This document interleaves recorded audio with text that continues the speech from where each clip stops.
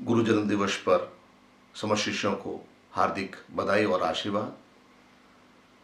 और हम सद्गुरुदेव से प्रेरणा लेकर उनसे ज्ञान प्राप्त करके अपने जीवन में आगे बढ़ सकें, शेष जीवन का निर्माण कर सकें, पूर्णता को प्राप्त कर सकें और एक शेष आयु को प्राप्त करते हुए अपने जीवन का उद्धार कर सकें। क्योंकि सद्गुरु का जन्म दिवस अमृत प्राप्ति का दिवस होता है, क्योंकि गुरु अपने आप में कुछ सत्ता में रहता ही नहीं है। गुरु प्रत्येक शिष्य में रोम रोम में समाहित हो जाता है। जिस प्रकार से एक गुलाब का पुष्प अपनी सुगंध को छुपाए नहीं रखता है, वह सुगंध हर जगह व्याप्त हो जाती है। इसी प्रकार से गुरु का जो भी चिंतन होता है, जो भी विचारधारा होती है, वह समस्त शिष्यों में बिखर जाती है। और इस आनंद भरे दिवस पर, इस पूर्णता व्रत दिवस पर हमें यह एक संकल्प लेना है कि हम और अधिक गुरु के निकट जा सके, क्योंकि शिष्य सर्वश्रेष्ठ गुरु का स्थान जीवन में शिष्य का हृदय होता है और निकट जाने की क्रिया ही एक शिष्य की परिभाषा होती है, शिष्य की पूर्णता होती है। निकट जाने का तात्पर्य देह से देह जोड़ने की क्रिया नहीं, भिड़ जाने की क्रिया नहीं, अपितु समस्त ज्ञान कि उनका ज्ञान, उनका चिंतन, उनकी विचारधारा, उनकी योग्यता, उनकी पूर्णता, उनकी तपस्या में अंदर पूर्ण रूप से वह एक संचित बन सके। और इसी क्रिया में आज हम सद्गुरुदेव का जन्म दिवस अपने अपने घरों में मना रहे हैं, उस पूर्णता, उस रिश्ता को प्राप्त करने के लिए। इसलिए विश्वामित्र कहते हैं कि वह शिष्य है ही नहीं जो अपने अंदर उन विकारों को रख सके। शिष्य है, इसका तात्पर्य कि उसके अंदर सारे समस्त रोग, समस्त द्वेष, समस्त पद प्रतिष्ठा, उसके लिए सब कुछ, उसके लिए कोई मान्य नहीं है। शिष्य अपने आप में खाली होता है और वह अमृत तत्व को प्राप्त करने के लिए वह सद्गुरु को प्राप्त करता है। यदि शिष्य के अंदर अहंकार है, राग है, द्वेष है, पद प्रतिष्ठा है, तो वह शिष्य हो नहीं सकता। वह एक सामान्य नर नारी होता है, पुरुष होता है, वह शिष्य हो नहीं सकता। शिष्य का तात्पर्य कि वह सद्गुरु के समस्त ज्ञान को प्राप्त करने का अधिकारी बन सको। इसके लिए जब तक उसके प्राणों में सद्गुरुदेव का एक स्थान नहीं होगा, सद्गुरुदेव का वह उसके अंदर एक बैठने की क्रिया नहीं होगी, तब तक वह पूर्ण अपूर्ण बना रहेगा। इसलिए विश्वामित्र कहते हैं कि हमारी जो जीवन की यात्रा है, वह यात्रा एक समाप्त होने की यात्रा है। और जब संसार में सद्गुरु प्राप्त होते हैं पुण्य के कारण, तो वे हमारी जीवात्मा को एक प्राणता में बदल देते हैं, जो हमारे जीवन का आधार है। जिस प्रकार से एक वृक्ष बड़ा होता है, उसकी एक उचित देखभाल की जाती है, सही तरीके से खाद दिया जाता है, रक्षा की जाती है, और जब वह वृक्ष बड़ा होता है तो उसके नीचे बलकर बैठकर हजार पथिक विश्राम कर सकते हैं। लेकिन उसने अपने आप के अस्तित्व को मिटाया। जब तक वह मिटेगा नहीं, समाप्त नहीं होगा, तब तक एक विशाल बरगद का पेड़ नहीं बन सकेगा। इसी प्रकार से जब शिष्य के अंदर समस्त विकार समाप्त होते हैं, जब उसके अंदर से समस्त न्यूनता समाप्त होती है, तब उसके जीवन का एक श्रेष्ठ निर्माण होता है। इसीलिए बुद्ध ने अपने आप को आत्मसात किया, एक निर्माण की प्राप्ति की, और वे भगवान बुद्ध कहलाए। अर्जुन ने भी अपने आप को आत्मसात किया, और कृष्ण ने कहा कि तुम्हें हर समय मुस्काना है, हर समय तुम्हें एक शेष भाव रखना है, क्योंकि जब तक मैं तुम्हारे जीवन में हूं, तुम हार नहीं सकते हो। तुम्हें तो केवल एक आनंदपूर्वक जीवन की यात्रा करनी है, मग्न होकर जीवन की यात्रा करनी है, प्रसन्नता से जीवन की यात्रा करनी है, क्योंकि तुमने अपना भार मुझे सौंप दिया है। अब मेरा ये उत्तरदायित्व है, मेरा कर्तव्य है कि तुम्हारे जीवन को मैं किस प्रकार से निर्माण करूं। तुम्हें तो हर समय प्रसन्न रहना है। इसी प्रकार से जब जीवन में श्रेष्ठ सद्गुरु होते हैं, उनकी प्राप्ति होती है, तब वे कभी भी किसी भी शिष्य का मझधार में हाथ नहीं छोड़ते हैं, क्योंकि उन्हें ज्ञात होता है कि इस शिष्य के अंदर कितने भाव है, कितनी चिंतन है, कितनी मेरे प्रति एक आत्मीयता है, कितना एक प्रणम्य है, उसको वो ध्यान में रखते हुए उसके कल्याण के लिए जो भी शेष होता है वह अपने आप में वह करते हैं। इसके लिए हमें इस दिवस पर सद्गुरु को अपने आप को सौंपना है, निकट जाना है। निकटता का अर्थ ही शिष्यता होती है कि वह अधिक और अधिक निकट आए, इतना अधिक निकट आए कि कोई गैप भी नहीं हो, एक हवा का एक अंश भी नहीं हो। जीवन की यात्रा तो प्रत्येक मनुष्य करता है, बुद्धि और ज्ञान से अभिभूत होता है, लेकिन कुछ ऐसे महापुरुष होते हैं जो इस काल पर, इस आकाश पर अपनी छाप जोड़ते थे, अपने आप को अंकित कर देते हैं। एक परागकणों के बाद एक फूलों में स्थायित्व देते हैं, बूंदों के माध्यम से, अपनी वायु के माध्यम से अपनी उस अपनी उपस्थिति का एहसास कराते हैं, और वह इस धरती को और अधिक आनंद में बनाने के लिए, और अधिक योग्य बनाने के लिए, और अधिक श्रेष्ठ बनाने के लिए वह अपने जीवन में कल्याणकारी कार्य करता है। इसी क्रम में सद्गुरुदेव का जन्म हुआ, और ऐसे महापुरुष, प्रकृति इस बात के निरंतर प्रयास रहती है कि ऐसे महापुरुष का जन्म इस धरती पर हो सके। दसों दिशाएं उस व्यक्तित्व का श्रृंगार करती है, आकाश छाया की भांति उस पर विचरण करता है, और सुगंध के माध्यम से, और इंद्र इस बात का एहसास करता है कि वे धन्य है जिनके रजकणों पर, पृथ्वी पर ऐसे रजकण उनके चले हैं जो बहुमूल्य हीरो मोती से भी मूल्यवान है। और इस बात का साक्षात सरस्वती उसको उनके कंठ पर विद्वान रहती है।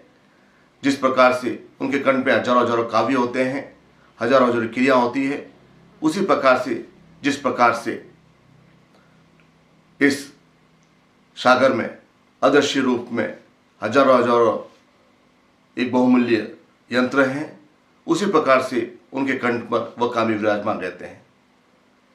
क्या काल उनकी गति को अवरुद्ध कर सकता है? नहीं, काल उनकी गति को अवरुद्ध नहीं कर सकता है। काल के माध्यम से वे नहीं चलते हैं, वे अजय होते हैं। वे इस संसार में अपनी छाप छोड़ने के लिए, इस संसार को अधिक श्रेष्ठ बनाने के लिए हर समय प्रयत्नशील रहते हैं। और वायु सुगंध के माध्यम से ऐसे व्यक्तित्व की क्रिया कि हम किस प्रकार से उन्हें प्राप्त कर सके, क्योंकि वे अपने आप में कालजयी होते हैं। यमराज भी उनको समाप्त करने की चेष्टा नहीं कर सकते हैं।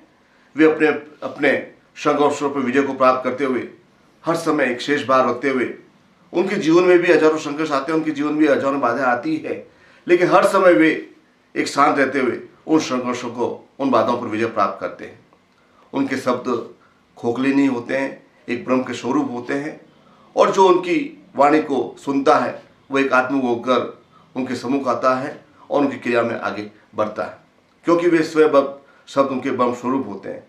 लेकिन वह व्यक्ति तभी प्राप्त कर सकता है जब उसका अंतःकरण शुद्ध हो। सामान्य जन इस बात का एहसास नहीं कर पाते हैं। जिसका अंतःकरण शुद्ध होगा, जिसका अंतःकरण में एक भावना होगी कुछ प्राप्त करने के लिए, वही व्यक्ति आगे बढ़कर शिष्यता को प्राप्त करता है। वे पूर्ण रूप से एक प्रकार से उनके ललाट पर एक त्रिकोणमान विराजमान रहते हैं। उनकी प्रकृति के माध्यम से उनका सारा व्यक्तित्व एक आमंड होते होते उनके चेहरे पर एक सचलता होती है, करुणमय आंखों के माध्यम से जिस व्यक्ति को विश्वास करते हैं, जिस व्यक्ति को कल्याण करने की भावना करते हैं, वह व्यक्ति अपने आप में धन्य होता है, क्योंकि उनकी आंखों में एक ऐसी शीतलता होती है, ताजगी होती है, करुणा होती है कि जो उनके पास बैठकर उस आनंद की यात्रा में आगे बढ़ जाता है। वे जल्दी उस ज्ञान को प्राप्त कर लेते हैं, जल्दी ही अपने जीवन के उस शेषों को प्राप्त कर लेते हैं, और इस बात का, इस चिंतन का ध्यान में रखते हुए कि यह धरती और अधिक श्रेष्ठ बन सके, और अधिक उन्नत बन सके, और अधिक पूर्ण बन सके, इस धरा पर निरंतर ऐसे महापुरुषों का विचरण हुआ है जिन्होंने इस संसार पर अपनी अमिट छाप छोड़ी है। उन बुद्धों के माध्यम से, ज्ञान के माध्यम से, श्रेष्ठता के माध्यम से, आचरण के माध्यम से, कार्यों के माध्यम से, पूर्णता के माध्यम से, तीव्रता के माध्यम से, श्रेष्ठता के माध्यम से उन्होंने इस जनमानस को प्रभावित किया है। इसी क्रम में इस धरा पर सद्गुरुदेव की पूर्णता को प्राप्त करने के लिए हमारा जन्म हुआ है और इसी शेष भाव के साथ हम जीवन में आगे बढ़ सकें, उस पूर्णता को प्राप्त कर सकें। क्योंकि जब तक शिष्यत्व रहेगा तब तक गुरु की महत्ता रहेगी। और यह हमारे लिए एक अभाग्य की स्थिति है कि आज हम 21 अप्रैल का यह जन्मदिवस इस भूभाग पर, इस धरती पर अपने अपने घरों में एक पूर्णता, एक श्रेष्ठ भाव रखते हुए व्यतीत कर रहे हैं। मैं पुनः आपको आशीर्वाद प्रदान करता हूं कि इसी प्रकार से वह जीवन में आगे बढ़ सकें और अधिक उनके हृदय में आपका स्थान बन सके और एक श्रेष्ठ भाव जाकर करते हुए आप अपने जीवन की पूर्णता प्राप्त कर सकें। मैं जानता हूं कि आप अपने घरों में रहकर अधीर हो रहे होंगे, परेशान हो रहे होंगे, मन में हजारों प्रश्न होंगे कि मैं सगुरुदेव से बात नहीं कर पा रहा हूं, अपनी बात नहीं पहुंचा पा रहा हूं। इसलिए मैंने यह निश्चय किया है कि मैं आज 21 अप्रैल को 4:30 बजे से 7 बजे तक जो गुरुधाम के जो टेलीफोन नंबर है जिन पे आप साधना के बारे में चर्चा करते रहते हैं, उन टेलीफोन नंबरों पर आप फ़ोन करके आप मेरी वाणी सुन सकते हैं। मैं प्रत्येक शिष्य से बात करूंगा जो भी मुझसे बात करना चाहता है। 4 से 7 बजे तक अपनी वाणी स्पष्ट रखें। हजारों उस समय फ़ोन आएंगे, हजारों शिष्य के मुझे समाचार सुनने हैं, उनके घर की, उनके परिवार की, उनकी खुद की स्थिति को मुझे देखना है, उनकी स्वयं की वाणी से मुझे यह सुनना है।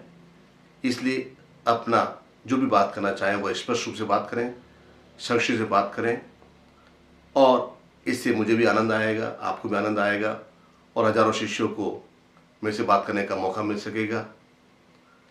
इसलिए मैं 21 अप्रैल को अवश्य आप सबसे बात करूंगा।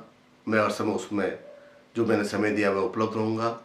आप मेरी से बात कर सकते हैं, मुझसे बात कर सकते हैं, अपनी बात रख सकते हैं।